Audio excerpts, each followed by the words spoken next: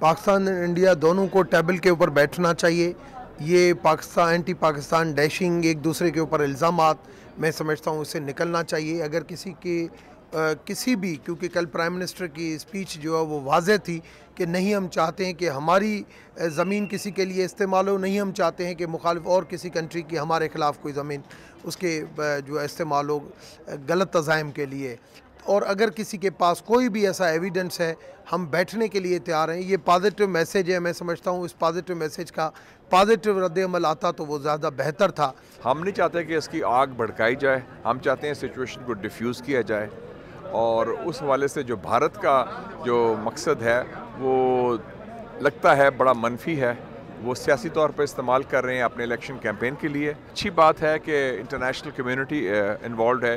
United Nations ने भी कहा है, क्राउन प्रिंस मोहम्मद बिन सलमान ने भी कहा है, और मुझे बस इतलात हैं कि चाइना और रशिया भी एक्टिवली इस सिलसिले में सिचुएशन डिफ्यूज़ करने की कोशिश कर रहे हैं, क्योंकि अगर हालात काबू से बाहर हो गए तो उसमें सारे खित्ते का नुकसान होता है, ख़ास तौर पे भारत का अपना नुकसान होता है। अगर हालात ऐसे बनते हैं कि हिंदुस्तान हमले का सोचता है या वहाँ पर ऐसी ज़हनियत पाई जा रही है, तो उस हवाले से कौम यकसू है, और जमीयत उलमा इस्लाम वो पाकिस्तान की नज़रियाती और जोग्राफियाई सरहदात के तहफ़्फ़ुज़ के लिए अपने दिफाई इदारों के साथ और अपने रियासती इदारों के साथ सफ़े अव्वल का किरदार अदा करेगी। उनके इंटरनल इश्यूज़, इतने अरसे से वहाँ कश्मीरियों को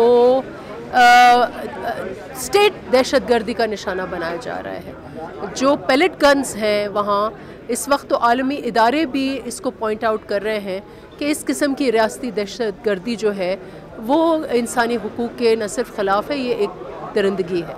और मुख्तलिफ़ हवालों से जो रिपोर्ट्स आई हैं उसमें ये रिपोर्ट चीज़ हुई है।